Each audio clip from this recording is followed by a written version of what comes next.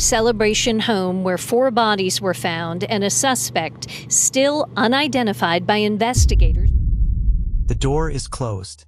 The blinds are drawn. Decorative pumpkins still sit on the porch weeks after Christmas.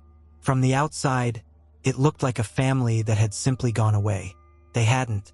Inside that house waited something far worse than anyone imagined. It is January 13th, 2020, when law enforcement arrives at the residence for the second time in 2 weeks. This time, as deputies approach the home, they notice something the first visit did not produce. A man standing on the porch. He sees them, and before a single word is exchanged, he moves quickly inside and pulls the door shut behind him. They knock repeatedly.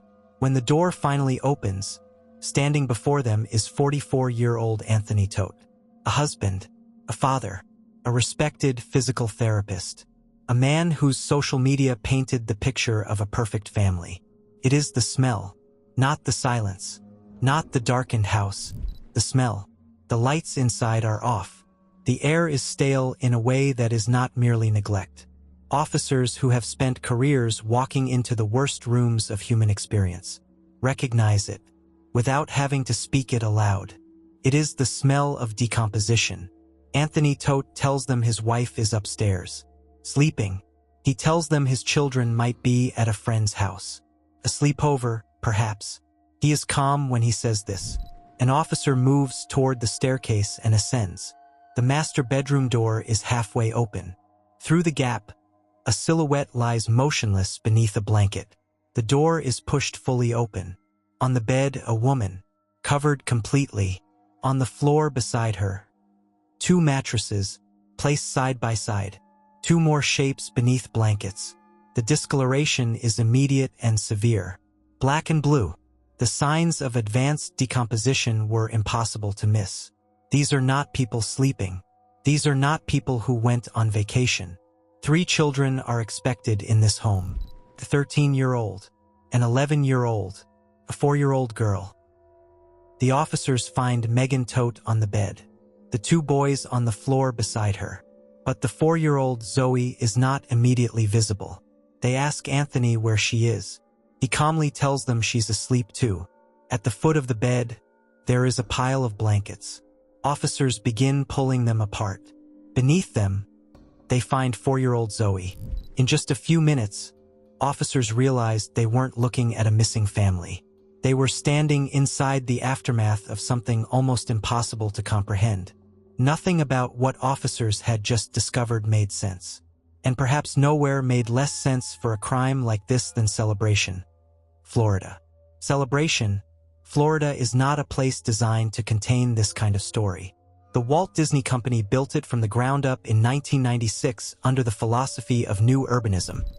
A curated community engineered to feel like a small town no matter how large it grew. People looking in from the outside had compared it to the Stepford Wives, to the Truman Show. Too clean, they said. Too perfect. They were not wrong about the surface. Anthony and Megan Todt had moved here from Connecticut in 2017 with their 3 children, 13-year-old Alec, 11-year-old Tyler, and 4-year-old Zoe, and their family dog, Breezy. The reason for the move, as Anthony told it, was health. Megan had been battling serious illness for years, and the warmer Florida climate was better for her. The boys had creative and educational opportunities in Celebration. The move made sense. With the Todts, it always made sense on the surface. Anthony and Megan had met in high school. They attended the same university, earned the same credentials, master's degrees in physical therapy, and spent their early careers as traveling therapists before eventually opening their own practice in Colchester, Connecticut. When the family relocated to Florida, Anthony maintained the Connecticut clinic, flying back every Tuesday and returning every Friday. He wrote about Megan on social media with the language of genuine devotion. Soulmate, he called her. Blessed, he said. Every year they shared felt more extraordinary than the one before. Megan had been suffering from Lyme disease since before they met. By 2011, her body had entered a steep and unrelenting decline. A bug bite contracted at Disneyland led to a severe infection.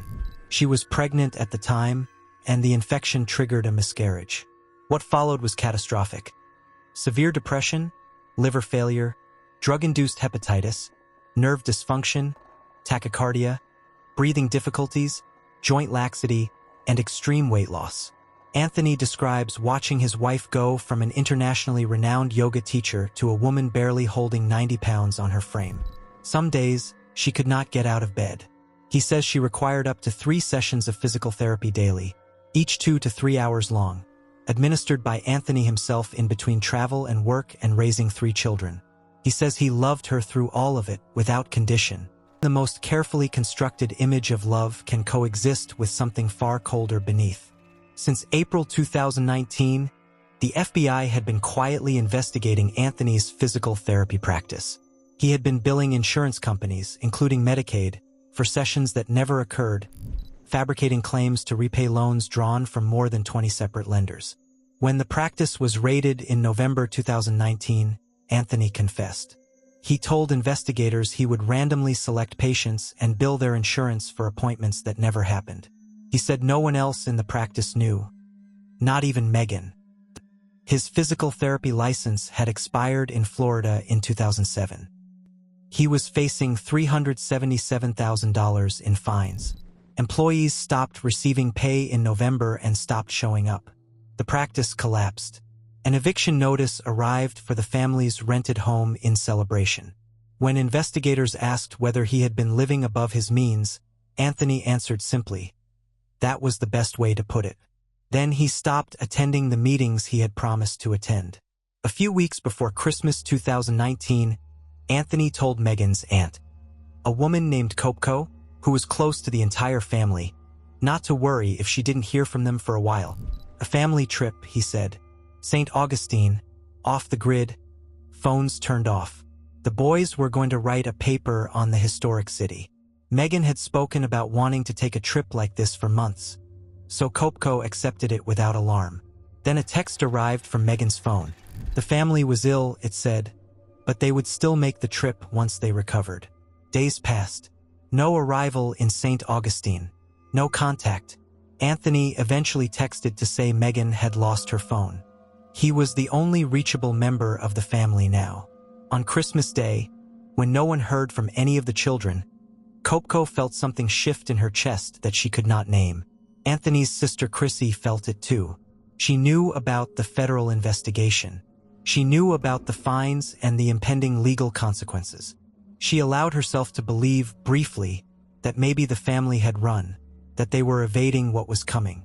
It was a more bearable explanation than the alternative. On December 29, 2019, Chrissy contacted local authorities in Celebration and requested a wellness check. Deputies arrived to find no vehicles, closed blinds, no signs of life. A card was left in the door asking the residents to make contact. No one called back. By January 6, 2020, Anthony had gone entirely silent. A Facebook page was created by family members asking anyone for their last contact with Tony, Megan, and the children. Neighbors responded. One had seen them walking Breezy together as a family around Thanksgiving. Another said the kids had been playing soccer outside just a couple of weeks before Christmas. Both said the same thing, nice family, happy family. On January 10th, Chrissy called 911 again. She spoke in the careful, frightened language of someone trying to give words to something she cannot bring herself to fully name.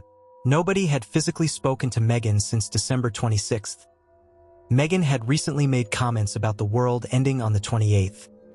Anthony had gone silent as of January 6th. She asked if someone could go back to the house. They went back on January 13th. The door opened. The smell came out. And a man who had once called himself the luckiest husband alive stood calm at the top of a staircase and said his wife was sleeping. The medical examiner's findings were complicated by weeks of decomposition inside that sealed house. Anthony Todt confessed to killing his wife Megan, 42, born January 28, 1977. He confessed to killing Alec, 13, born September 26, 2006. He confessed to killing Tyler, 11, born December 30, 2008. He confessed to killing Zoe, 4, born July 23, 2015.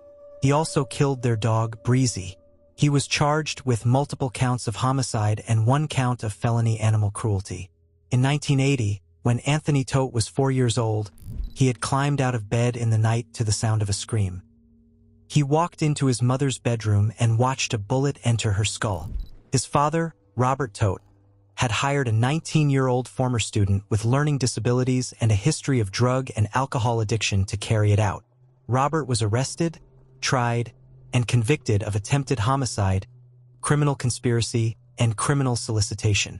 He went to prison. Loretta survived.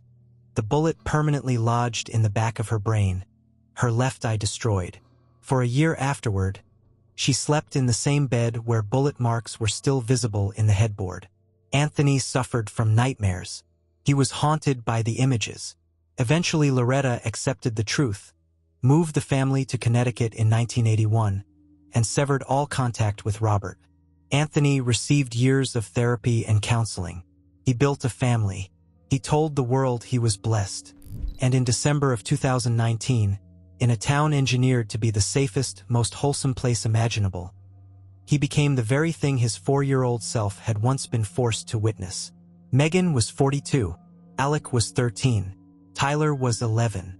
Zoe was 4 years old. The decorative pumpkins were still on the porch when investigators arrived. Nobody had moved them because nobody had thought to, because from the outside, it looked like a house where a family had simply gone on vacation. That is what it looks like when something unspeakable lives behind a closed door. Ordinary, quiet, undisturbed. A father who posts about his soulmate. A neighborhood that waves hello. A town built by a company that sells the idea of magic. Anthony Todt grew up shaped by unimaginable violence. As a child, he watched his own father destroy his family. He spent years in therapy. Decades later, investigators would say another family tragedy unfolded under his own roof. Whether that history shaped what happened is something no verdict can fully answer. But the cycle ended with 4 innocent lives. Some cases leave investigators searching for motive. This one leaves something harder to resolve. The knowledge that the darkness was hiding in plain sight the entire time, behind every birthday post, every family photograph, every public declaration of a perfect life. If that thought stays with you, and it should, then you understand why stories like this one cannot be left in silence. Keep watching. The surface is never the whole story.